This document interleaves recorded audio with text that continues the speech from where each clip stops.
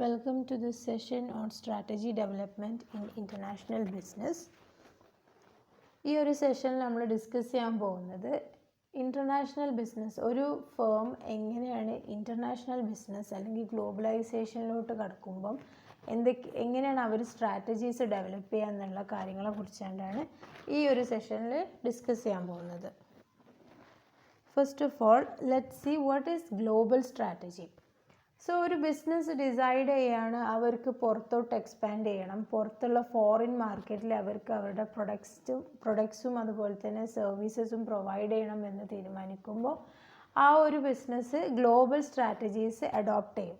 So global strategy is an organisation strategic guide to globalisation. It is a strategy that a company takes when it wants to compete and expand in the global market. So global strategies ഒരു company എടുക്കുന്നത് എന്തിനാ വെച്ചാൽ അവർക്ക് അവരുടെ business expand ചെയ്യാനും അതുപോലെ തന്നെ foreign മാർക്കറ്റിൽ പൊട്ടൻഷ്യലായിട്ടുള്ള കസ്റ്റമേഴ്സിനെ അവരുടെ പ്രൊഡക്ട്സും സർവീസസും എത്തിക്കുക എന്നുള്ള, അത് ആക്സസിബിൾ ആക്കുക എന്നുള്ള ഒരു ഉദ്ദേശം വെച്ചുകൊണ്ടാണ് ഗ്ലോബൽ സ്ട്രാറ്റജീസ് ഫോമുലേറ്റ് ചെയ്യുന്നത്. അങ്ങനെ അവർക്ക് ഇൻ്റർനാഷണൽ മാർക്കറ്റ് ക്യാപ്ചർ ചെയ്യാൻ ഗ്ലോബൽ സ്ട്രാറ്റജീസ് സഹായിക്കും. സോ കമ്പനീസ് എന്തുകൊണ്ടായിരിക്കും ഗ്ലോബൽ സ്ട്രാറ്റജീസ് സെറ്റ് ചെയ്യുന്നത്? അവർ ഗ്ലോബലൈസേഷൻ എന്നുള്ള ഒരു ഡിസിഷൻ എടുക്കുകയാണെന്നുണ്ടെങ്കിൽ അവരെന്തുകൊണ്ടാണ് ഗ്ലോബൽ സ്ട്രാറ്റജീസ് സെറ്റ് ചെയ്യുന്നത് എന്നുള്ള കാര്യങ്ങൾ നോക്കാം. സോ പുറത്തുള്ള എമർജിങ് ഓപ്പർച്യൂണിറ്റീസും അതുപോലെ തന്നെ അവിടുത്തെ റിസോഴ്സസും കാര്യങ്ങൾ അഡ്വാൻറ്റേജസ് യൂട്ടിലൈസ് ചെയ്യാൻ വേണ്ടിയിട്ടാണ് ഒന്നാമത് അവർ ഗ്ലോബൽ സ്ട്രാറ്റജീസ് സെറ്റ് ചെയ്യുന്നത്. രണ്ടാമത് ബ്രാൻഡ് റെക്കഗ്നീഷൻ. ഇപ്പോൾ ഒരു ഹോസ്റ്റ് കൺട്രിയിൽ ഹൈലി പ്രോഫിറ്റബിളായിട്ട് അവർ നിൽക്കുമ്പോൾ അവർക്ക് പുറത്തുള്ള പൊട്ടൻഷ്യൽ മാർക്കറ്റിലും അവരുടെ പ്രൊഡക്ട്സിന് ഡിമാൻഡ് ഉണ്ട് എന്നുണ്ടെങ്കിൽ ആ ഒരു പ്രൊഡക്റ്റിന് ബ്രാൻഡ് റെക്കഗ്നീഷനും ബ്രാൻഡ് ലോയൽറ്റിയും ഒക്കെ ക്രിയേറ്റ് ചെയ്യാൻ ഈ ഒരു ഗ്ലോബൽ സ്ട്രാറ്റജീസ് കറക്റ്റായിട്ട് ഇംപ്ലിമെൻ്റ് ചെയ്യുന്നതിലൂടെ പറ്റും. Next, efficient use of time, energy, resources available to reach out to potential customers.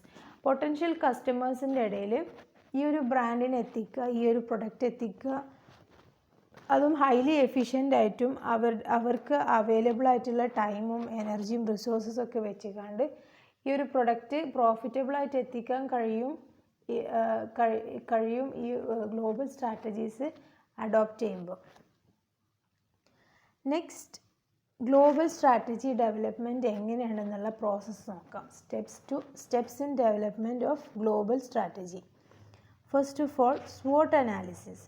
So ഒരു company SWOT analysis, that is strength, weakness, opportunities, threats. ആ ഒരു കമ്പനീൻ്റെ ഇൻറ്റേർണലായിട്ടുള്ള സ്ട്രെങ്സും വീക്ക്നെസ്സും അതേപോലെ തന്നെ എക്സ്റ്റേണലായിട്ടുള്ള ഓപ്പർച്യൂണിറ്റീസും ത്രെഡ്സും അനലൈസ് ചെയ്യുമ്പം കമ്പനിക്ക് മനസ്സിലാവും whether they are able to compete in the global market. Global മാർക്കറ്റിൽ compete ചെയ്യാൻ കഴിയും എന്നുള്ള കാര്യം അവർക്ക് ഡിസൈഡ് ചെയ്യാൻ കഴിയും. Next step, decision to internationalise. So SWOT analysis നടത്തിക്കാണ്ട് കമ്പനീൻ്റെ റിസോഴ്സസും കേപ്പബിലിറ്റീസും ഒക്കെ കോമ്പറ്റീഷനെ വിത്ത്സ്റ്റാൻഡ് ചെയ്യാൻ കഴിയുമെന്ന് കണ്ടെത്തിയാൽ അവർക്ക് അവരുടെ പ്രൊഡക്ട്സ് ഇൻ്റർനാഷണലൈസ് ചെയ്യണം എന്നുണ്ടെങ്കിൽ ആ ഒരു തീരുമാനം എടുക്കുക, അവർക്ക് ഗ്ലോബലൈസേഷൻ എന്നുള്ള കോൺസെപ്റ്റിലോട്ടും നീങ്ങാം. അപ്പം ഈ ഒരു സ്റ്റെപ്പിൽ ഇങ്ങനെ ഇൻ്റർനാഷണലൈസ് ചെയ്യണം എന്നുള്ള തീരുമാനമെടുക്കുമ്പോൾ ആ ഒരു കമ്പനി പുറത്തുള്ള പൊളിറ്റിക്കൽ, ലീഗൽ, അതുപോലെ തന്നെ ടെക്നിക്കൽ ഡിഫറൻസസ്, അതുപോലെ തന്നെ എക്കണോമിക്കൽ ഡിഫറൻസസ് കാര്യങ്ങളൊക്കെ ഒന്ന് അനലൈസ് ചെയ്യണം. Next step, market selection. So company തീരുമാനിച്ചു അവർക്ക് ഗ്ലോബൽ എക്സ്പാൻഷൻ വേണം, അവർക്ക് ഗ്ലോബലൈസ് ചെയ്യണം എന്ന് തീരുമാനിക്കുകയാണെന്നുണ്ടെങ്കിൽ അവർ ചൂസ് ചെയ്യേണ്ട കൺട്രീസ് ഹൈലി റിസ്ട്രിക്റ്റീവ് അല്ലാത്ത കൺട്രീസ് ആയിരിക്കണം. ലിബറലൈസേഷൻ എന്ന് പറഞ്ഞാൽ എക്സ്പോർട്ടും ഇമ്പോർട്ടും കാര്യങ്ങളും ഫ്രീ ട്രേഡൊക്കെ ഉള്ള ഹൈലി റിസ്ട്രിക്റ്റീവ് അല്ലാത്ത കൺട്രീസ് സെലക്ട് ചെയ്യാൻ നോക്കാം. അതുപോലെ തന്നെ ചില കൺട്രീസിനെ ഡിസ്ക്രിമിനേറ്റ് ചെയ്യും. അങ്ങനെ ഡിസ്ക്രിമിനേഷനൊന്നും ഇല്ലാത്ത നല്ല കൺട്രീസ് ചൂസ് ചെയ്യാൻ നോക്കുക. അതുപോലെ തന്നെ അവർ ചൂസ് ചെയ്യുന്ന കൺട്രീസിൻ്റെ പൊളിറ്റിക്കലും അതേപോലെ തന്നെ എക്കണോമിക്കൽ റിസ്ക്സ്, എന്തൊക്കെ റിസ്ക്സ് ആണ് അവർക്ക് വരിക എന്നുള്ള കാര്യങ്ങളും കൂടി ഒന്ന് അനലൈസ് ചെയ്യണം. അവർ ഏത് മാർക്കറ്റിലാണ് പ്രൊഡക്റ്റ് അല്ലെങ്കിൽ സർവീസസ് എത്തിക്കാൻ തീരുമാനിക്കുന്നത് വെച്ചാൽ ആ ഒരു കൺട്രീൻ്റെ എക്കണോമിക്കും പൊളിറ്റിക്കലും ആയിട്ടുള്ള റിസ്ക്സ് അനലൈസ് ചെയ്യണം. Next step product selection. So company decide ചെയ്തു they are going to globalise their products. Foreign മാർക്കറ്റിൽ അവർ ഇറങ്ങാൻ പോകണമെന്ന് തീരുമാനിക്കുന്ന സമയത്ത് ഏത് ടൈപ്പുള്ള പ്രൊഡക്ട്സാണ് അവർ ചൂസ് ചെയ്യേണ്ടത്. So first of all when they are trying to reach out to the foreign market, they must choose products which the users in the foreign market demands for. Foreign മാർക്കറ്റിൽ ഡിമാൻഡുള്ള പ്രൊഡക്ട്സ് സെലക്ട് ചെയ്യാൻ നോക്കുക. അതുപോലെ തന്നെ ആ ഒരു കമ്പനീൻ്റെ research and development ഡിപ്പാർട്ട്മെൻറ്റിൽ produce ചെയ്ത പ്രൊഡക്ട്സ് യൂസ് ചെയ്യാൻ നോക്കുക. അങ്ങനെ ആകുമ്പം ഫോറിൻ കൺട്രീസിലുള്ള കോമ്പറ്റീറ്റേഴ്സിന് ചിലപ്പം പെട്ടെന്ന് അത് കണ്ടുപിടിക്കാൻ കഴിഞ്ഞോണമെന്നില്ല. പിന്നെ അവർ സെലക്ട് ചെയ്യേണ്ടത് മിനിമം ഇമ്പോർട്ട് റെസ്ട്രിക്ഷൻസ് ഉള്ള കൺട്രീസ്. ചില കൺട്രീസിൽ ചില പ്രൊഡക്ട്സിനൊക്കെ ഇമ്പോർട്ട് റെസ്ട്രിക്ഷൻസ് ഉണ്ടാവും. അങ്ങനെ റെസ്ട്രിക്ഷൻസ് ഇല്ലാത്ത പ്രൊഡക്ട്സ് സെലക്ട് ചെയ്യാൻ നോക്കാം. Next step selecting an entry mode. So after their decision to internationalize, they should select an entry mode to the foreign market. So one of its entry mode is through exportsലൂടെയാണ് അവർക്ക് അവരുടെ products എത്തിക്കാൻ പറ്റുള്ളൂ. പിന്നെ another method is through licence agreements. ഒരു foreign country ആയിട്ടുള്ള licence അഗ്രിമെൻറ്റ്സിൽ ഏർപ്പെട്ടാൽ അവർക്ക് അവരുടെ പ്രൊഡക്ട്സ് ഫോറിൻ മാർക്കറ്റിൽ മാർക്കറ്റ് ചെയ്യാൻ പറ്റും. അതുപോലെ തന്നെ കോൺട്രാക്റ്റ് മാനുഫാക്ചറിങ്, ജോയിൻറ്റ് വെഞ്ചേഴ്സൊക്കെ വെച്ചുകൊണ്ട് ഈ ഒരു കമ്പനിക്ക് ഗ്ലോബലൈസ് ചെയ്യാം. Next step marketing strategy. So അവർ പ്രൊഡക്റ്റ് ഇൻ്റർനാഷണലൈസ് ചെയ്യാൻ വേണ്ടി തീരുമാനിച്ചാൽ ഒരു മാർക്കറ്റിംഗ് മിക്സ് അവർ സെലക്ട് ചെയ്യണം. ആ പ്രൊഡക്റ്റിൻ്റെ പ്രൊഡക്റ്റ് സ്ട്രാറ്റജി എന്തായിരിക്കണം, ആ പ്രൊഡക്റ്റിൻ്റെ പ്രൈസിങ് സ്ട്രാറ്റജി എന്തായിരിക്കണം, ആ പ്രൊഡക്റ്റിൻ്റെ ഡിസ്ട്രിബ്യൂഷൻ സ്ട്രാറ്റജി എന്തായിരിക്കണം, എവിടെയായിരിക്കണം അത് മാർക്കറ്റ് ചെയ്യേണ്ടത്, കാര്യങ്ങളൊക്കെ ഡിസൈഡ് ചെയ്യണം. പ്രൊഡക്റ്റ് സ്ട്രാറ്റജി എന്ന് പറയുമ്പോൾ അവർ എന്ത് ടൈപ്പ് ഓഫ് പ്രൊഡക്റ്റാണ് സെലക്ട് ചെയ്യേണ്ടത്. ഇമ്പോർട്ട് റെസ്ട്രിക്ഷൻസ് ഇല്ലാത്ത പ്രൊഡക്റ്റ് ആയിരിക്കണം, അതുപോലെ തന്നെ ഇലാസ്റ്റിസിറ്റി ഇൻ സപ്ലൈ ഉള്ള പ്രൊഡക്റ്റ് ആയിരിക്കണം, അതുപോലെ തന്നെ യുണീക്കായിട്ടുള്ള പ്രൊഡക്ട്സ് സെലക്ട് ചെയ്യാൻ നോക്കുക. പിന്നെ പ്രൈസിങ് സ്ട്രാറ്റജി എന്ന് പറയുമ്പം ആ ഒരു ഫോറിൻ കൺട്രീൻ്റെ പ്രൈസിങ് അവിടെ ഡിമാൻഡുള്ള പ്രൊഡക്ട്സ് ആയിരിക്കും നമ്മൾ ഇവിടെ നിന്ന് എക്സ്പോർട്ട് ചെയ്യുന്നുണ്ടാവുക. അപ്പോൾ അവിടുത്തെ കസ്റ്റമേഴ്സിന് സാറ്റിസ്ഫൈഡ് ആയിട്ടുള്ള pricing strategies again with consideration with the പ്രോഫിറ്റബിലിറ്റിയും കൂടി കൺസിഡർ ചെയ്തിട്ട് ഉള്ള പ്രൈസിങ് സ്ട്രാറ്റജീസ് സെറ്റ് ചെയ്യാൻ നോക്കുക. അതുപോലെ തന്നെ ഡിസ്ട്രിബ്യൂഷൻ സ്ട്രാറ്റജി. ഈ ഒരു പ്രൊഡക്റ്റ് എങ്ങനെയാണ് ഫോറിൻ മാർക്കറ്റിൽ എത്തിക്കാൻ വേണ്ടി കഴിയുക, അതിനെക്കുറിച്ച് എങ്ങനെ എത്തിക്കാൻ കഴിയുക, അതിൻ്റെ എക്സ്പോർട്ട്, അതുപോലെ തന്നെ അതിൻ്റെ ലോജിസ്റ്റിക്സ് കാര്യങ്ങളൊക്കെ സെറ്റ് ചെയ്യുക. ഇതാണ് ഡിസ്ട്രിബ്യൂഷൻ സ്ട്രാറ്റജി കൊണ്ട് ഉദ്ദേശിക്കുന്നത്. And the final step international organisation decision. ഇതെന്ന് പറഞ്ഞാൽ ഈ ഒരു സ്റ്റെപ്പിൽ അവർ ഉദ്ദേശിക്കുന്നത് എന്താ വെച്ചാൽ കെയർഫുള്ളായിട്ട് പ്ലാൻ ചെയ്യുക. എന്തൊക്കെ എവിടെയൊക്കെ എങ്ങനെയൊക്കെ അത് ഇംപ്ലിമെൻറ്റ് ചെയ്യണം എന്നുള്ളത് കെയർഫുള്ളായിട്ട് പ്ലാൻ ചെയ്യുക. അതിന് കെയർഫുള്ളായിട്ട് ഓരോ സ്റ്റേജിലുള്ള സ്ട്രാറ്റജീസും പ്രിസൈസായിട്ട് ഫോർമുലേറ്റ് ചെയ്യുക. അതുപോലെ തന്നെ മോസ്റ്റ് അപ്രോപ്രിയേറ്റ് സ്ട്രാറ്റജീസ് എടുക്കാൻ നോക്കുക റിഗാർഡിങ് ദ എക്സ്പോർട്ട് മാർക്കറ്റ്. അതുപോലെ തന്നെ exporting product, market entry techniques, അതുപോലെ തന്നെ മാർക്കറ്റിംഗ് സ്ട്രാറ്റജീസ്, ഈ കാര്യങ്ങളെ കുറിച്ച് കണ്ട ഒരു കെയർഫുൾ ആൻഡ് പ്രിസൈസ് പ്ലാനിങ് ഉണ്ടാക്കുക. That's all about steps in global strategy development. Next, let's see what are the global expansion strategies. So, global expansion strategies എന്തൊക്കെയാണ് നമുക്ക് നോക്കാം. ഒരു മെത്തേഡ് എന്ന് പറഞ്ഞാൽ എക്സ്പോർട്ടിങ് ആൻഡ് ലൈസൻസിങ്. സോ ഒരു പ്രൊഡക്റ്റ് നമ്മൾ export ചെയ്യുന്നത് മൂലം ആ ഒരു പ്രൊഡക്റ്റ് ഫോറിൻ മാർക്കറ്റിൽ അറിയപ്പെടാൻ തുടങ്ങും. ആ ഒരു പ്രൊഡക്റ്റിൻ്റെ റെക്കഗ്നീഷൻ ക്രിയേറ്റ് ചെയ്യാൻ തുടങ്ങും. That is brand recognition create ചെയ്യാൻ തുടങ്ങും. സോ എക്സ്പോർട്ട് എന്നുള്ളത് ഒരു ഗ്ലോബൽ എക്സ്പാൻഷൻ സ്ട്രാറ്റജീസാണ്. ഈ എക്സ്പോർട്ടിങ് കൊണ്ട് ഈ ഒരു കമ്പനിക്ക് അല്ലെങ്കിൽ ഈ ഒരു ബിസിനസ്സിന് ഡയറക്റ്റ് ഇൻവെസ്റ്റ്മെൻറ്റിൻ്റെ ആവശ്യം നിർബന്ധമില്ല. എന്നാണ് ഡയറക്റ്റ് ഇൻവെസ്റ്റ്മെൻറ്റ് നിർബന്ധമില്ല. ആ ഒരു ഫോറിൻ കൺട്രിയിൽ എക്സ്പോർട്ട് ചെയ്യുന്ന കൺട്രിയിൽ ഡയറക്റ്റ് ഇൻവെസ്റ്റ്മെൻറ്റ് വേണമെന്ന് നിർബന്ധമില്ല. അതുപോലെ തന്നെ ലൈസൻസിങ് എന്ന് പറയുമ്പം ആ ഒരു ഫോറിൻ മാർക്കറ്റിൽ ഈ ഒരു കമ്പനി ഏർപ്പെടുകയാണെന്നുണ്ടെങ്കിൽ, ലൈസൻസ് അഗ്രിമെൻറ്റ്സിൽ ഏർപ്പെടുകയാണെന്നുണ്ടെങ്കിൽ അവർക്ക് ഈ ഒരു പ്രൊഡക്റ്റ് അവിടെ എക്സ്പോർട്ട് ചെയ്യാനും അവിടെ സെയിൽ ചെയ്യാനുള്ള ലൈസൻസ് പ്രൊവൈഡ് ചെയ്യുകയാണെന്നുണ്ടെങ്കിൽ ഈ ഒരു കമ്പനിക്ക് അവരുടെ പ്രൊഡക്ട്സും കാര്യങ്ങളൊക്കെ അവിടെ സെയിൽ ചെയ്യാൻ പറ്റും. സോ എക്സ്പോർട്ടിങ് ആൻഡ് ലൈസൻസിങ് ആണ് ഒരു method. Next, creating strategic partnerships. Next വേറൊരു മെത്തേഡ് എന്താ വെച്ചാൽ, ഈ ഒരു കമ്പനിക്ക് അവിടെയുള്ള ഫോറിൻ കൺട്രിയിലെ കമ്പനീസിൻ്റെ ഒപ്പം പാർട്ട്ണർഷിപ്പിൽ ഏർപ്പെടും. അതുകൊണ്ട് എന്താ വെച്ചാൽ ആ ഒരു ഫോറിൻ കൺട്രീൻ്റെ എക്കണോമി എങ്ങനെയാണ്, ആ ഒരു ഫോറിൻ കൺട്രീൻ്റെ പൊളിറ്റിക്കലും എൻവയോൺമെൻറ്റും ആയിട്ടുള്ള കണ്ടീഷൻസ് എന്താണ്, കാര്യങ്ങളൊക്കെ ഈ ഒരു കമ്പനിക്ക് അറിയുണ്ടാവും. സോ ഇവിടുന്ന് ഇപ്പോൾ ഹോസ്റ്റ് കൺട്രിയിലുള്ള ഒരു ആൾക്കാണെന്ന് വെച്ചാൽ ആ ഒരു കാര്യങ്ങളൊക്കെ വെച്ചിട്ട് അവർക്ക് എങ്ങനെ പ്രോഫിറ്റബിളായിട്ട് അവരുടെ കമ്പനി മുന്നോട്ട് കൊണ്ടുപോകാം, ഗ്ലോബലി എക്സ്പാൻഡ് ചെയ്ത് എങ്ങനെ മുന്നോട്ട് കൊണ്ടുപോകാം എന്നുള്ള കാര്യങ്ങളൊക്കെ കുറിച്ചാണ്ടുള്ളൊരു ഐഡിയ കിട്ടും. ഈ സ്ട്രാറ്റജിക് പാർട്ട്ണർഷിപ്സും അതുപോലെ തന്നെ ഇൻ്റർനാഷണൽ ജോയിൻറ്റ് വെഞ്ചറൊക്കെ ആയിട്ട് കമ്പനി മുന്നോട്ട് പോകുകയാണെന്നുണ്ടെങ്കിൽ അതിന് എന്തായാലും ഡയറക്റ്റ് ഇൻവെസ്റ്റ്മെൻറ്റ് മസ്റ്റാണ്. പക്ഷേ ഇങ്ങനെ പോകുമ്പം ഒരു ബ്രാൻഡ് ഇക്വിറ്റി നമുക്ക് ആ ഒരു ഫോറിൻ മാർക്കറ്റിൽ ക്രിയേറ്റ് ചെയ്യാൻ കഴിയും. Next global expansion strategy is holy owned subsidiaries. ഇപ്പോൾ നമ്മൾ ഫോറിൻ കൺട്രിയിലുള്ള ഒരു ഫേമിനെ കംപ്ലീറ്റ്ലി അക്വയർ ചെയ്യണം. അപ്പോൾ എന്താ വെച്ചാൽ ആ ഒരു കമ്പനി ഓൾറെഡി അവിടെ എക്സിസ്റ്റിംഗ് ആയതുകൊണ്ട് ആ ഒരു കമ്പനീൻ്റെ എംപ്ലോയീസ് കാര്യങ്ങളും നമുക്ക് പിന്നെ പ്രൊവൈഡ് ചെയ്യേണ്ട ആവശ്യമില്ല. നമുക്ക് ഈ ഒരു ഹോസ്റ്റ് കൺട്രിയിലുള്ള പ്രൊഡക്ട്സും കാര്യങ്ങളൊക്കെ ആ ഒരു കമ്പനീൻ്റെ പേരിൽ തന്നെ നമുക്ക് എന്ത് ചെയ്യാൻ പറ്റും വെച്ചാൽ ആ ഒരു ഫോറിൻ മാർക്കറ്റിൽ ഇൻട്രൊഡ്യൂസ് ചെയ്യാൻ പറ്റും.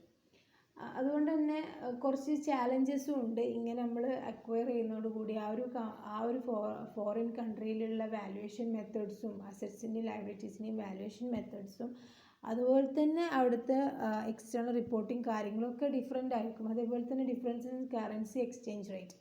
സോ ഇങ്ങനത്തെ കുറച്ച് റിസ്ക്കുകൾ കാര്യങ്ങൾ വരികയാണെന്നുണ്ടെങ്കിൽ പോലും ഒരു കമ്പനി തീരുമാനിക്കണം അവർക്ക് പ്രോഫിറ്റബിളായിട്ട് ഗ്ലോബൽ മാർക്കറ്റിൽ അവരുടെ പ്രൊഡക്ട്സ് എത്തിക്കണം എന്നുണ്ടെങ്കിൽ ഒരു ഹൈലി റിവാർഡിംഗ് ആയിട്ടുള്ള ഒരു സ്ട്രാറ്റജിയാണ് ഹോളി ഓൺഡ് സബ്സിഡിയറീസ് എന്ന് പറയുമ്പോൾ. Next strategy multinational expansion. ആ ഒരു ബിസിനസ്സിന് ഒരു മൾട്ടിനാഷണൽ കമ്പനി പോലെ പ്രവർത്തിക്കാം. ആ ഒരു ഫോറിൻ മാർക്കറ്റിൽ അവർക്ക് അവരുടെ പ്രൊഡക്ഷൻ ഫെസിലിറ്റീസ് ഉണ്ടാക്കുകയും അതുപോലെ തന്നെ സെയിൽസ് ആൻഡ് സർവീസ് ഔട്ട്ലെറ്റ്സ് തുടങ്ങുകയും അതുപോലെ തന്നെ അവിടെ റീജിയണൽ ഹെഡ് ക്വാർട്ടേഴ്സ് കാര്യങ്ങളൊക്കെ നിർമ്മിക്കുന്നതിലൂടെ ആ ഒരു കമ്പനിക്ക് അവരുടെ ഗ്ലോബൽ എക്സ്പാൻഷൻ എന്നുള്ള ആ ഒരു ഡ്രീം ഫുൾഫിൽ ചെയ്യാൻ കഴിയും. അതുപോലെ തന്നെ ആ ഒരു ഗ്ലോബൽ എക്സ്പാൻഷൻ ഗോൾസും ഇതോടുകൂടി തന്നെ അവർക്ക് അച്ചീവ് ചെയ്യാൻ കഴിയും. കാരണം എന്താ വെച്ചാൽ കുറേ പ്രൊഡക്ഷൻ കോസ്റ്റ് അതുപോലെ തന്നെ എക്സ്പോർട്ട് ഇമ്പോർട്ട് റെസ്ട്രിക്ഷൻസ് കാര്യങ്ങളൊക്കെ ഈ ഒരു MNC ആയിട്ട് പ്രവർത്തിക്കുമ്പം അതിലൂടെ അതൊക്കെ ആ നഷ്ടങ്ങളും കാര്യങ്ങളൊക്കെ നികത്താൻ കഴിയും. So that's about the global expansion strategies. Next, let's see what are the pros and cons of global expansion. So first of all, pros: access to new regional markets. ഈ ഒരു കമ്പനിക്ക് ഹോസ്റ്റ് കൺട്രിയിൽ നിൽക്കാതെ അവരുടെ പ്രൊഡക്ട്സ് ഗ്ലോബൽ മാർക്കറ്റ്സിലും അതുപോലെ തന്നെ regional മാർക്കറ്റ്സിലൊക്കെ എത്തിക്കാൻ കഴിയും. ആ ഒരു ഫോറിൻ കൺട്രീൻ്റെ റീജിയണൽ മാർക്കറ്റ്സിൽ എത്തിക്കാൻ കഴിയും. അതുപോലെ തന്നെ ബ്രാൻഡ് ബ്രാൻഡ് റെക്കഗ്നീഷൻ എന്നുള്ളതാണ് ഒരു മെയിനായിട്ട് ഗ്ലോബൽ എക്സ്പാൻഷനിലൂടെ വരുന്നത്. കാരണം എന്താ വെച്ചാൽ ഫോറിൻ മാർക്കറ്റിലുള്ള പുതിയ കസ്റ്റമേഴ്സ് ഈ ഒരു ബ്രാൻഡിനെ കുറിച്ച് അറിയാനിടയാവുകയും അതുപോലെ തന്നെ അതവർ വാങ്ങി യൂസ് ചെയ്യുകയൊക്കെ ചെയ്യുമ്പം ഒരു ബ്രാൻഡിനൊരു ബ്രാൻഡ് ലോയൽറ്റി, അതുപോലെ തന്നെ ബ്രാൻഡിനെ എല്ലാവരും റെക്കഗ്നൈസ് ചെയ്യാൻ തുടങ്ങും. Next, less cost of production. ഇപ്പം ഇമ്പോർട്ട് എക്സ്പോർട്ട് ചാർജസ് കാര്യങ്ങളൊക്കെ വരുമ്പോൾ അതൊരു MNC ആയിട്ട് ആ ഒരു കമ്പനി പ്രവർത്തിക്കുകയാണെന്നുണ്ടെങ്കിൽ നേരത്തെ പറഞ്ഞ പോലെ തന്നെ ഇങ്ങനെ കോസ്റ്റും കാര്യങ്ങളൊക്കെ റെഡ്യൂസ് ചെയ്യാൻ കഴിയും. ആ ഒരു കൺട്രിയിൽ തന്നെ ഫോറിൻ കൺട്രിയിൽ തന്നെ അവരുടെ പ്രൊഡക്ഷൻ യൂണിറ്റ്സും അതുപോലെ തന്നെ സെയിൽസ് ആൻഡ് സർവീസസ് ഔട്ട്ലെറ്റ്സ് ഒക്കെ ഓപ്പൺ ചെയ്യാന്നുണ്ടെങ്കിൽ കുറേ പ്രൊഡക്ഷൻ കോസ്റ്റ് റെഡ്യൂസ് ചെയ്യാൻ പറ്റും. Next, use of free trade zones. So use of free trade zones എന്ന് പറയുമ്പോൾ ഇപ്പോൾ UAE പോലത്തെ രാജ്യങ്ങളിലൊക്കെ ഫ്രീ ട്രേഡ് സോൺസ് ഉണ്ട്. അവിടെയൊക്കെ ബിസിനസ് ടാക്സും അതുപോലെ തന്നെ ബിസിനസ് ലോസൊക്കെ കുറച്ച് ഫ്രണ്ട്ലിയാണ്. ബിസിനസ് ടാക്സും ബിസിനസ് ഫ്രണ്ട്ലി ടാക്സും അതുപോലെ തന്നെ ബിസിനസ് ഫ്രണ്ട്ലി ലോസുമാണ്. അപ്പം ഏത് രാജ്യത്തുള്ള ആൾക്കാർക്കും അവിടെ വന്നാണ്ട് അവരുടെ പ്രൊഡക്ട്സ് ഇൻട്രൊഡ്യൂസ് ചെയ്യാനും അത് അവിടെ സെയിൽ ചെയ്യാനും പറ്റും. Next, let's see what are the cons of global expansion. First of all, incorporating costs and regulation. ഇപ്പോൾ ഒരു ഫോറിൻ കൺട്രിയിൽ പോയിട്ട് നമ്മളെ കമ്പനി ഇൻകോപ്പറേറ്റ് ചെയ്യാന്നുള്ളത് അത് രജിസ്റ്റർ ചെയ്യാന്നുള്ളതൊക്കെ നമ്മൾ ഹോസ്റ്റ് കൺട്രീനെക്കാട്ടും കുറച്ച് ബുദ്ധിമുട്ട്, ആ ഒരു ഇനീഷ്യൽ ബുദ്ധിമുട്ടുകളൊക്കെ ഫേസ് ചെയ്യേണ്ടി വരും. Next, cultural and language barriers. അപ്പം ഈ കൾച്ചറൽ ലാംഗ്വേജ് ബാരിയേഴ്സ് കൂടുതൽ വരുന്നത് യൂറോപ്യൻ യൂണിയനിലുള്ള കൺട്രീസിൽ, അതേപോലെ തന്നെ സൗത്ത് ഈസ്റ്റ് ഏഷ്യൻ കൺട്രീസിലൊക്കെയാണ് കൂടുതൽ കൾച്ചറൽ ആൻഡ് ലാംഗ്വേജ് ബാരിയേഴ്സ് വരുന്നത്. It depends on the products also. ആ ഒരു കൾച്ചറിനും അവിടുത്തെ ആൾക്കാർക്കും പറ്റാത്ത പ്രൊഡക്ട്സ് ആണെന്നുണ്ടെങ്കിൽ അങ്ങനത്തെ ബുദ്ധിമുട്ടുകളൊക്കെ ഉണ്ടാകും. Next, tightening immigration rules.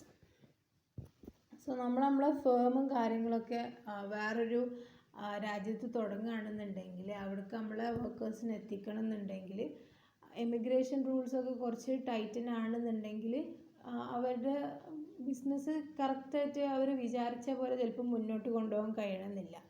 So അങ്ങനത്തെ ഇമിഗ്രേഷൻ റൂൾസും കാര്യങ്ങളൊക്കെ ബുദ്ധിമുട്ടുള്ള കൺട്രീസിലൊക്കെ ഇങ്ങനത്തെ കുറച്ച് ബുദ്ധിമുട്ടുകളൊക്കെ ഫേസ് ചെയ്യേണ്ടി വരും.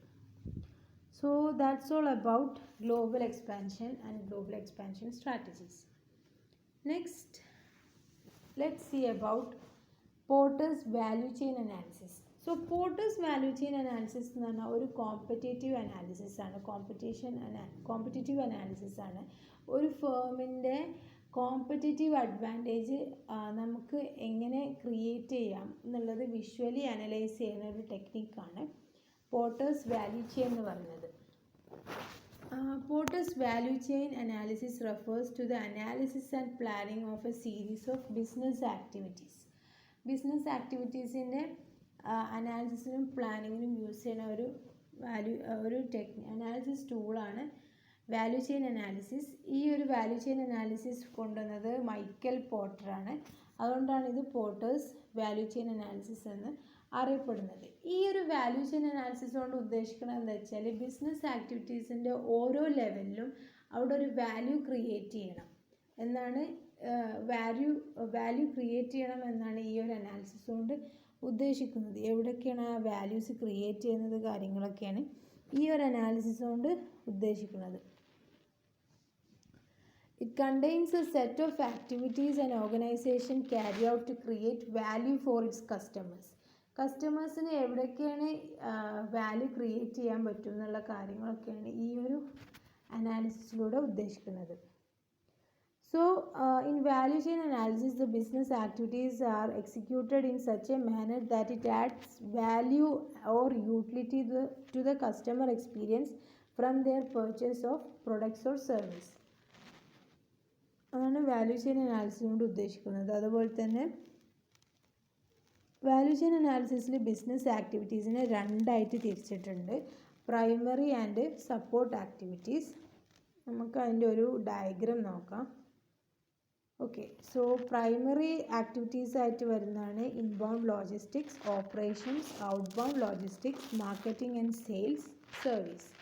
അതുപോലെ തന്നെ സപ്പോർട്ട് ഓർ സെക്കൻഡറി ആക്ടിവിറ്റീസ് ആയിട്ട് വരുന്നതാണ് infrastructure, human resource management, technology development, procurement. So let's see what are each of these activities. First of all, primary activities. Primary activitiesൽ വരുന്നത് ഇൻപുട്ടിനെ ഔട്ട്പുട്ട് ആക്കുന്നതും അതുപോലെ തന്നെ transformation of inputs into output, after sales support, അതുപോലെ തന്നെ delivery കാര്യങ്ങളൊക്കെയാണ് ഈ ഒരു പ്രൈമറി ആക്ടിവിറ്റീസിൽ വരുന്നത്. ബിസിനസ്സിൻ്റെ പ്രൈമറി ആയിട്ടുള്ള ആക്ടിവിറ്റീസാണ് പ്രൈമറി ആക്ടിവിറ്റീസിൽ വരുന്നത്. ഓക്കെ, ഇനി ഓരോ പ്രൈമറി ആക്ടിവിറ്റീസ് ഏതൊക്കെയാണെന്ന് നോക്കാം. First of all, inbound logistics. So inbound logistics കൊണ്ട് ഉദ്ദേശിക്കുന്നത് എന്താ വെച്ചാൽ ആ ഒരു റോ മെറ്റീരിയൽ, ഗുഡ്സ് പ്രൊഡ്യൂസ് ചെയ്യാനുള്ള റോ മെറ്റീരിയൽ പ്രൊക്യൂർ ചെയ്യുന്നതും അതിൻ്റെ സ്റ്റോറേജ് കാര്യങ്ങളൊക്കെയാണ്. അതെങ്ങനെ അവർ പ്രൊക്യൂർ ചെയ്യുന്നത്, അതിൻ്റെ സ്റ്റോറേജ്, അതിൻ്റെ ഡിസ്ട്രിബ്യൂഷൻസ് കാര്യങ്ങളൊക്കെയാണ് ഇൻബൗണ്ട് ലോജിസ്റ്റിക്സിൽ വരുന്നത്. അതപ്പോൾ സപ്ലയേഴ്സാണ് നമുക്ക് ആ ഒരു പ്രൊഡക്ഷൻ യൂണിറ്റിലോട്ട് ഈ കാര്യങ്ങളൊക്കെ കൊണ്ടുവരാൻ സപ്ലയേഴ്സാണ്. സോ സപ്ലയേഴ്സിൻ്റെ ഇടയിൽ ഒരു നല്ല റിലേഷൻഷിപ്പ് നമ്മൾ കീപ്പ് ചെയ്യണം എന്നാണ് ഇൻബൗണ്ട് ലോജിസ്റ്റിക്സ് എന്നുള്ളതുകൊണ്ട് ഉദ്ദേശിക്കുന്നത്. Next, operations. സോ ഓപ്പറേഷൻസ് എന്ന് പറഞ്ഞാൽ ഇൻപുട്ടിനെ ഔട്ട്പുട്ട് ആക്കുന്ന എല്ലാ പ്രോസസ്സിനെയാണ് ഓപ്പറേഷൻസ് പറയുന്നത്. The process which transforms the raw materials into the final finished goods ആണ് ഓപ്പറേഷൻസ് കൊണ്ട് ഉദ്ദേശിക്കുന്നത്. Next, outbound logistics. Outbound logistics എന്ന് പറയുമ്പോൾ ഫിനിഷ്ഡ് ഗുഡ്സിൻ്റെ സ്റ്റോറേജ്, വെയർ ഹൗസിങ്, അതിൻ്റെ കളക്ഷന്, അതുപോലെ തന്നെ അതിൻ്റെ ഡിസ്ട്രിബ്യൂഷൻ ടു ദ സപ്ലയേഴ്സ് എന്ന് പറഞ്ഞാൽ ഹോൾസെയിലേഴ്സോ അല്ലെങ്കിൽ സപ്ലയേഴ്സ് അല്ല, ഹോൾസെയിലേഴ്സ്, റീറ്റെയിലേഴ്സ് കാര്യങ്ങളൊക്കെയാണ് ഔട്ട്ബൗണ്ട് ലോജിസ്റ്റിക്സിൽ വരുന്നത്. Next, marketing and sales. So marketing and sales കൊണ്ട് ഉദ്ദേശിക്കുന്നത് എന്താ വെച്ചാൽ ഈ ഒരു പ്രൊഡക്റ്റ് കസ്റ്റമേഴ്സിൻ്റെ അടുത്ത് എത്തിക്കണ്ടേ, അത് എങ്ങനെയൊക്കെ കസ്റ്റമേഴ്സിൻ്റെ ഇടയിൽ ഈ ഒരു പ്രൊഡക്റ്റിനെ പ്രൊമോട്ട് ചെയ്യുക. അത് ഏതർ ത്രൂ അഡ്വർടൈസ്മെൻ്റ് ആയിരിക്കും, അതുപോലെ തന്നെ സെയിൽസ്, അതുപോലെ തന്നെ ഈ പ്രൊഡക്റ്റിൻ്റെ ഡിസ്ട്രിബ്യൂഷൻ കാര്യങ്ങളൊക്കെയാണ് ഈ മാർക്കറ്റിംഗ് ആൻഡ് സെയിൽസിൽ ഫോക്കസ് ചെയ്യുന്നത്. Next primary activity, that is the last one, service. എങ്ങനെയാണ് നമുക്ക് ഈ ഒരു പ്രൊഡക്റ്റിൻ്റെ ആഫ്റ്റർ സെയിൽ സപ്പോർട്ട് കസ്റ്റമേഴ്സിന് കൊടുക്കാൻ പറ്റുക, അങ്ങനത്തെ ആക്ടിവിറ്റീസൊക്കെയാണ് സർവീസ് എന്നുള്ള പ്രൈമറി ആക്ടിവിറ്റി കൊണ്ട് ഉദ്ദേശിക്കുന്നത്. അത് ചിലപ്പോൾ ഇപ്പോൾ ഒരു കസ്റ്റമർ ഒരു ഫ്രിഡ്ജ് വാങ്ങിയെന്നുണ്ടെങ്കിൽ ആ ഫ്രിഡ്ജിൻ്റെ ഇൻസ്റ്റലേഷൻ, അതിൻ്റെ മെയിൻ്റനൻസ്, അതുപോലെ തന്നെ എന്തെങ്കിലും ഡാമേജ് ഉണ്ടെങ്കിൽ അതിൻ്റെ റിപ്പയർ കാര്യങ്ങൾ, ഇങ്ങനത്തെ കാര്യങ്ങളൊക്കെയാണ് സർവീസ് എന്നുള്ള ഈ ഒരു പ്രൈമറി ആക്ടിവിറ്റി കൊണ്ട് ഉദ്ദേശിക്കുന്നത്. Next type of activities, support activities. So primary ആക്ടിവിറ്റീസിനെ സപ്പോർട്ട് ചെയ്യുന്ന ആക്ടിവിറ്റീസിനെയാണ് നമ്മൾ സപ്പോർട്ട് ആക്ടിവിറ്റീസ് അല്ലെങ്കിൽ സെക്കൻഡറി ആക്ടിവിറ്റീസ് എന്ന് പറയാം. First of all, firm infrastructure. So firm infrastructure കൊണ്ട് ഉദ്ദേശിക്കുന്നത് എന്താ വെച്ചാൽ ആ ഒരു ഓർഗനൈസേഷൻ്റെ സ്ട്രക്ചർ, ആ ഒരു ഓർഗനൈസേഷൻ്റെ culture, like organisational culture of the firm, organisation structure, also controlling systems, എന്തൊക്കെ ഇൻറ്റേർണൽ കൺട്രോളിങ് സിസ്റ്റംസ് ആണ് അവർ ഫോളോ ചെയ്യുന്നത്, ഇങ്ങനത്തെ കാര്യങ്ങളൊക്കെയാണ് ഫേം ഇൻഫ്രാസ്ട്രക്ചർ കൊണ്ട് ഉദ്ദേശിക്കുന്നത്. Next, human resources. സോ ആ ഒരു കമ്പനീൻ്റെ ഇമ്പോർട്ടൻ്റ് ആയിട്ടുള്ള പാർട്ടാണ് അവരുടെ ഹ്യൂമൻ റിസോഴ്സസ്, അവരുടെ എംപ്ലോയീസ്. എങ്ങനെയാണ് അവർ എംപ്ലോയീസിനെ ഹയർ ചെയ്യുന്നത്, അവരുടെ ഡെവലപ്മെൻറ്റ് എങ്ങനെയാണ് അവരെ സ്റ്റാഫ് ചെയ്യുന്നത്, ട്രെയിനിങ്, അതുപോലെ തന്നെ അവരുടെ കോമ്പൻസേഷൻ എന്താണ്, അങ്ങനത്തെ കാര്യങ്ങളൊക്കെയാണ് ഹ്യൂമൻ റിസോഴ്സ് എന്നുള്ള ആക്ടിവിറ്റി കൊണ്ട് ഉദ്ദേശിക്കുന്നത്. Next, technology development. സോ ആ ഒരു കമ്പനീൻ്റെ പ്രൊഡക്ഷൻ കാര്യങ്ങളൊക്കെ ഇമ്പ്രൂവ് ചെയ്യാൻ എന്തൊക്കെ ടെക്നോളജീസാണ് അവർ യൂസ് ചെയ്യുന്നത്, പ്രൊഡക്ഷൻ പ്രോസസ്സ് ഇമ്പ്രൂവ് ചെയ്യാൻ യൂസ് ചെയ്യുന്ന ടെക്നോളജീസ് കാര്യങ്ങൾ, എന്തൊക്കെ ഡെവലപ്മെൻറ്റാണ് ആ ടെക്നോളജിയിൽ കൊണ്ടുവന്നത്, ഈ കാര്യങ്ങളൊക്കെയാണ് ടെക്നോളജി ആക്ടിവിറ്റി കൊണ്ട് ഉദ്ദേശിക്കുന്നത്. നെക്സ്റ്റ്, പ്രൊക്യൂർമെൻറ്റ് എന്ന് പറയുമ്പോൾ എങ്ങനെയാണ് അവർ റോ മെറ്റീരിയൽസ് പർച്ചേസ് ചെയ്യുന്നത്. ഈ കാര്യങ്ങൾ റോ മെറ്റീരിയൽസ് അതുപോലെ തന്നെ എക്വിപ്മെൻറ്റ്സ്, ഈ ഒരു പ്രൊഡക്ട്സ് ഉണ്ടാക്കാനുള്ള എക്വിപ്മെൻറ്റ്സ് എങ്ങനെയാണ് അവർ പർച്ചേസ് ചെയ്യുന്നത്, എക്വിപ്മെൻറ്റ്സ് എന്തൊക്കെയാണ് അവർ പർച്ചേസ് ചെയ്യുന്നത്, ഇങ്ങനത്തെ കാര്യങ്ങളൊക്കെയാണ് പ്രൊക്യൂർമെൻ്റ് എന്നുള്ള സപ്പോർട്ട് ആക്ടിവിറ്റി കൊണ്ട് ഉദ്ദേശിക്കുന്നത്. So that's about the primary activities and support activities of value chain analysis. Next, let us see what are the merits and demerits of value chain analysis. First of all, merits. Value chain analysis ചെയ്യുന്നതോടുകൂടി നമ്മളെ profitability increase ചെയ്യും. കാരണം എന്താ വെച്ചാൽ എല്ലാ ഓപ്പറേഷനിലും ഓരോ ഓപ്പറേഷനിലും value എങ്ങനെ create ചെയ്യുക എന്നുള്ളതാണ് ഈ ഒരു അനാലിസിസ് കൊണ്ട് ഉദ്ദേശിക്കുന്നത്. അപ്പോൾ അത് it will in the long run it will lead to higher profitability. Next, standardised process. Standardised process എന്ന് പറയുമ്പം എല്ലാ ആക്ടിവിറ്റീസിനും നമ്മൾ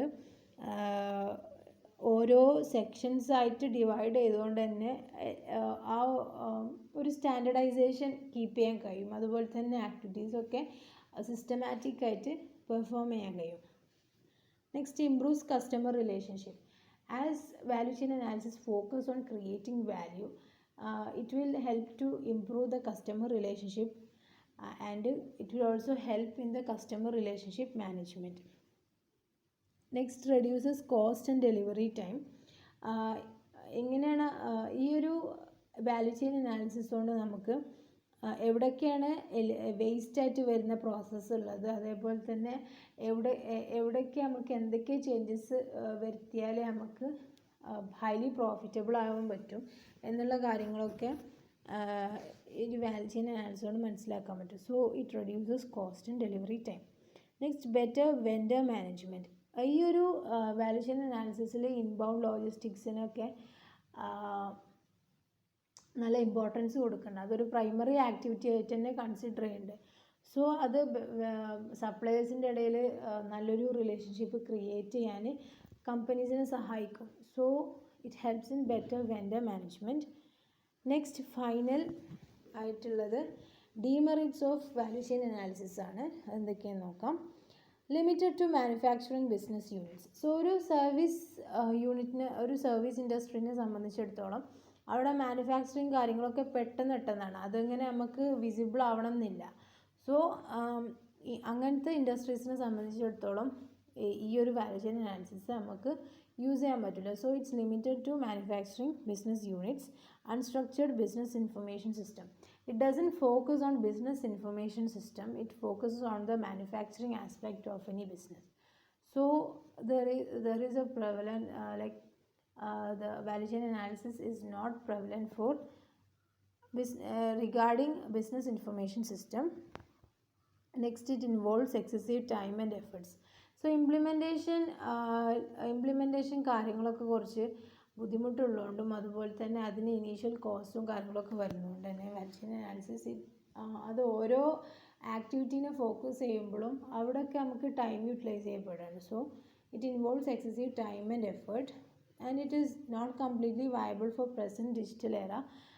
ഇ കോമേഴ്സിൻ്റെ കാലമാണ് ഇപ്പോൾ. അപ്പം ഈ ഒരു കാലത്ത് തന്നെ നമുക്ക് ഈ ഒരു ഇ കോമേഴ്സ് എന്നുള്ള ആസ്പെക്റ്റിനെ കൂടുതൽ ഫോക്കസ് ചെയ്യുന്നില്ല. ഇത് കൂടുതൽ ട്രഡീഷണൽ ബിസിനസ് മെത്തേഡ്സിനും അതുപോലെ തന്നെ മാനുഫാക്ചറിങ് യൂണിറ്റ്സിനൊക്കെ ഫോക്കസ് ചെയ്തിട്ടുള്ള ഒരു ടെക്നിക്കാണ്. Next, it requires expertise. So ഈ പ്രൈമറി ആക്ടിവിറ്റീസിനെ വേർതിരിക്കാനും അതുപോലെ തന്നെ എങ്ങനെയൊക്കെയാണ് അവിടെയൊക്കെ ചേഞ്ചസ് വരുത്തുക, അത് കറക്റ്റായിട്ട് അനലൈസ് ചെയ്യാനൊക്കെ എക്സ്പേർട്സിനെ കഴിയുള്ളൂ. സോ സ്കിൽഫുൾ അല്ലാത്ത ആയ ആൾക്കാരെ ഹയർ ചെയ്യേണ്ടി വരും ആ ഒരു കമ്പനിക്ക്. So it requires expertise. So that's about the strategy development in international business. We've discussed about global strategies, global expansion strategies. What is a global strategy? The steps in development of global strategies. What are the global expansion strategies? Then we've also discussed its merits and demerits. Then we've moved on to a competitive analysis technique, where that is value chain analysis, its merits and demerits. That's about today's session. Thank you.